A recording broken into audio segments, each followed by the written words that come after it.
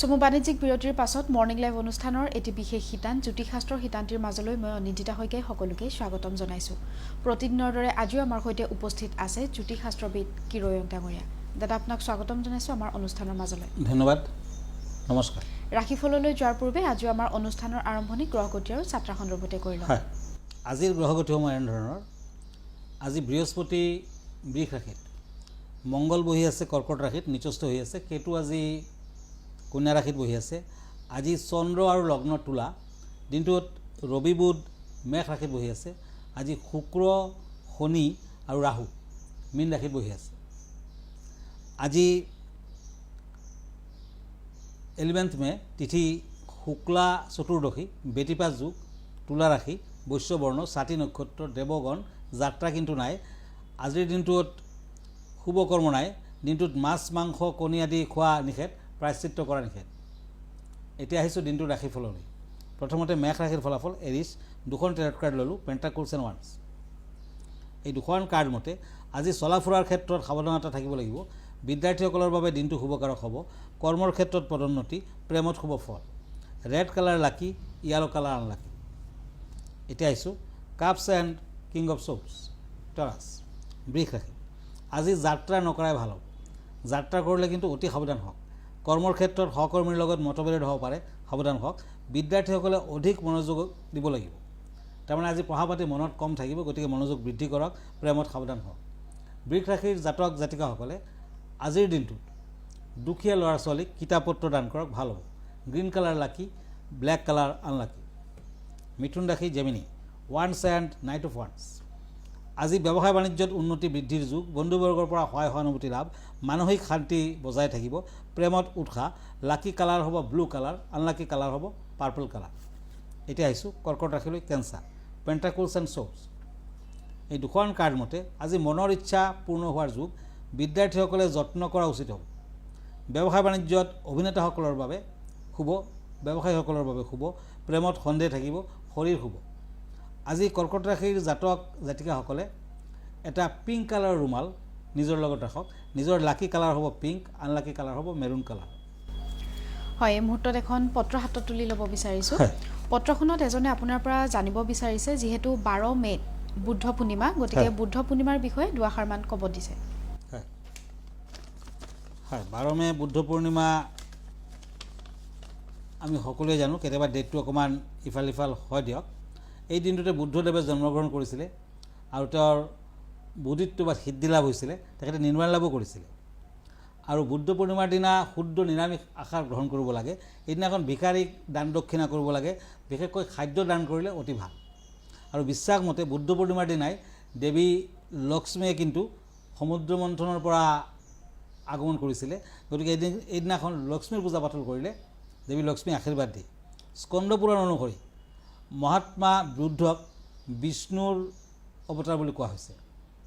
আৰু জ্যোতিষশাস্ত্ৰ অনুসৰি বুদ্ধ পূৰ্ণিমাৰ দিনা চন্দ্ৰ আৰু যদি ৰাতিপুৱা সূৰ্যক পূজা পাতল কৰে, বিশেষকৈ সেইদিনাখন চন্দ্ৰক ষোলকলা পূৰ্ণ কৰে।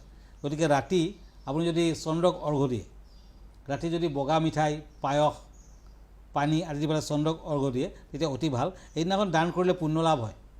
সেইদিনাখন কিন্তু চন্দ্ৰৰ পোহৰত আপুনি অকণমান সময় ঘৰৰ বাহিৰত থাকিব লাগে।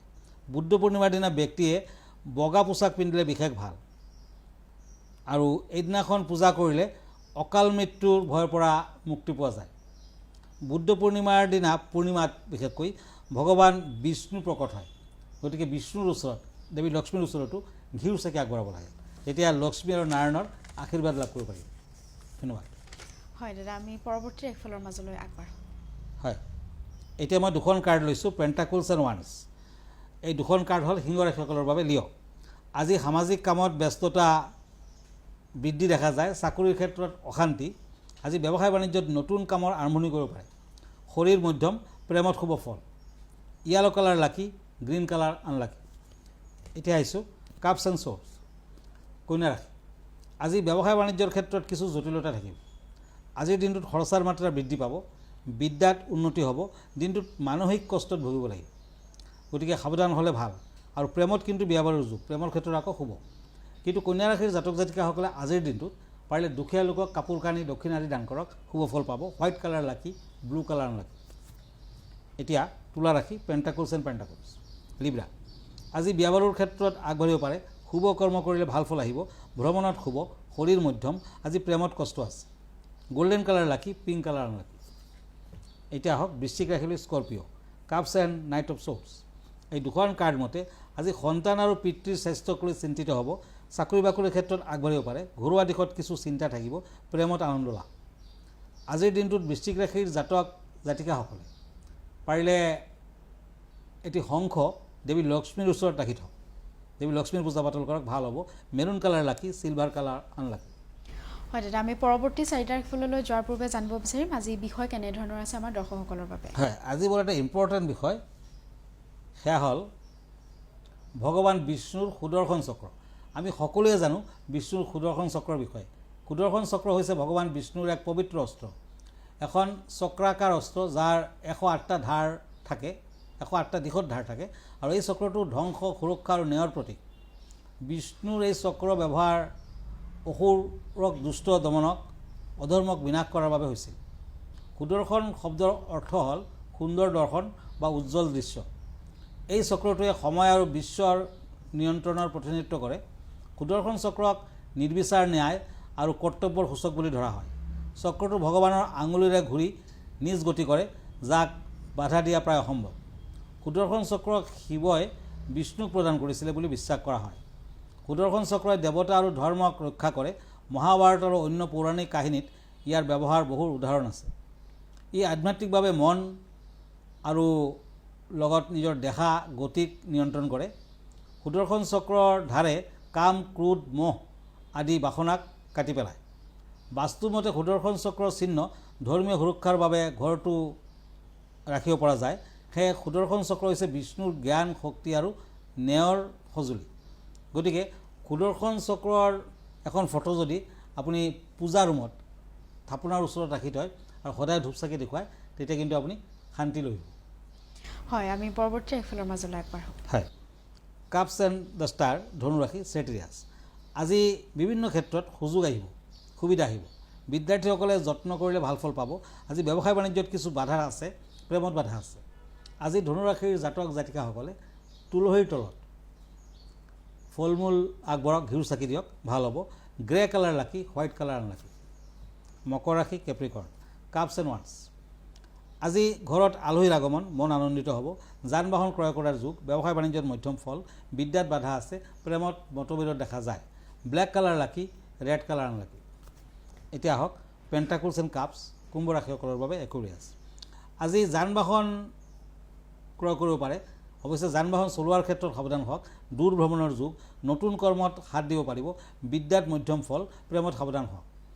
আজি পাৰিলে তামৰ খাৰু সোঁ হাতত পিন্ধক। অৰেঞ্জ কালাৰ লাকি, গোল্ডেন কালাৰ আনলাকি। মীন ৰাশি, cups and page of once.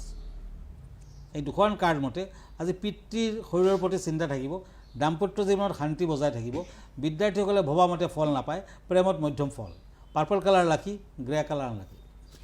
হয় দাদা, ধন্যবাদ জ্ঞাপন কৰিছোঁ। যিহেতু আমি অনুষ্ঠানটি সামৰিবও লাগিব, অনুষ্ঠানটি সামৰাৰ পূৰ্বে দৰ্শকসকলক জনাই থ'ব বিচাৰিছোঁ, আপুনিও যদি জ্যোতিষশাস্ত্ৰ সন্মত কিছু সমিধান বিচাৰিছে কিৰয়ং ডাঙৰীয়াৰ পৰা, তেতিয়াহ'লে আমালৈ পত্ৰ প্ৰেৰণ কৰিব পাৰে, নাইবা টেলিভিছন স্ক্ৰীণত দিয়া নাম্বাৰত তেখেতৰ সৈতে যোগাযোগ কৰিব পাৰে। আৰু গুৱাহাটী মহানগৰীৰ পল্টন বজাৰত তেখেতৰ চেম্বাৰ আছে, পোনপটীয়াকৈ আহি তেখেতক লগো ধৰিব পাৰে। দাদা, আপোনাৰ ঠিকনাটো এবাৰ জনাই দিব। হয়, আপুনি যদি এভৰি ছানডে ৰাতি 10টামান বজাত প্ৰাগ নিউজ চায়, তেতিয়া মই লাইভ প্ৰগ্ৰামত আহোঁ। আৰু ফেচবুক পেজত মোক চাৰ্চ কৰিব পাৰে, কিৰয়াং ৰত্ন কুবেৰ বুলি চাৰ্চ কৰিব। মই ইনষ্টাগ্ৰামত আছোঁ, মই ইউটিউবতো আছোঁ। আমাৰ ঠিকনা astrologer Kirayang Ratna Kuber gems and jewellery, Manipuri Basti, Guwahati 7। Phone নম্বৰটো হ'ল 9085949309। আৰু আমাৰ ইমেইল এড্ৰেছটো হ'ল kiroyangastrologer@kiroyang.com। ধন্যবাদ, নমস্কাৰ। আৰু ইয়াৰ লগে লগে মই নিন্দিতা শইকীয়া জ্যোতিষশাস্ত্ৰৰ সিদ্ধান্তিৰ পৰা বিদায় লৈছোঁ। ধন্যবাদ, দিনটো আপোনাৰ শুভ হওক।